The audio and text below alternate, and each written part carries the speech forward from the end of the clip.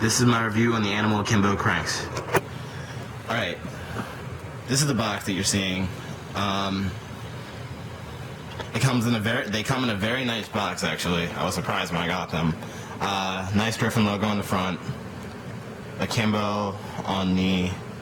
Well, this is the front. This is the top. Sorry. On the side, if you order from danscomp, it'll say a receipt number, what you ordered, like what the cranks are called, a little bit of info about them, and when you ordered them. On the other side, it'll say more info, 175mm and black. On the back says Akimbo again, and on the bottom another Griffin logo. And then where to get your warranty. Go to animalbikes.com if something happens to your cranks.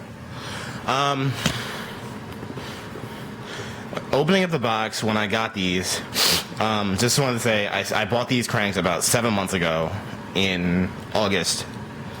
It is now February when I'm uploading this. It was August when I got them, and I just wanted to say, well, opening up this box, I was very impressed because the box quality is very nice. Says Akimbo right there, and then you open them up, and then there's this foam layer. Underneath that is where your cranks will be, very well protected. So there's space for your crank arms, obviously, 175mm long. Your 22mm 48 spindle. A pack of grease, which isn't that great, but I mean it'll get the job done.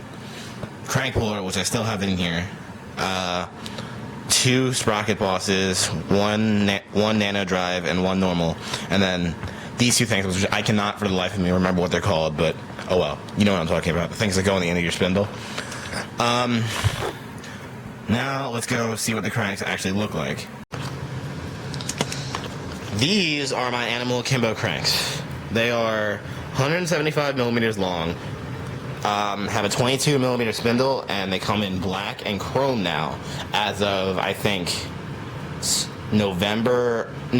of like this month actually. They just started doing that with the chrome. If you check danscomp, and they have them in chrome for, I think, $160. Anyway, some things about these cranks. They are very strong, and they're kind of on the heavier side, but I don't know about you guys, but I am not one to sacrifice weights for strength, because I would much rather have strong parts that won't break rather than light parts that will break in 2 seconds. Which is also why I will never let profile on my bike. But anyway, they have sprocket bosses on both sides, which I think I already said, but I don't remember. There's one. If you're wondering, by the way, I have a black label sprocket, which I think I forgot to say in my bike check. I don't remember. Yeah, here's the other side, if you can see that.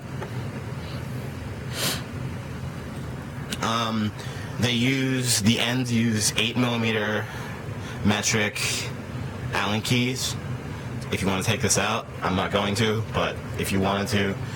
The axle is hollow, as you can see, and they fit standard pedals. These are my Animal Hamilton PC pedals. Good pedals, go check them out. They are a couple things about these cranks. They are 175mm long, which I've said multiple times now, and that's a good thing at the same time as a bad thing. They're good for me because I don't know why, but they help me hop higher. And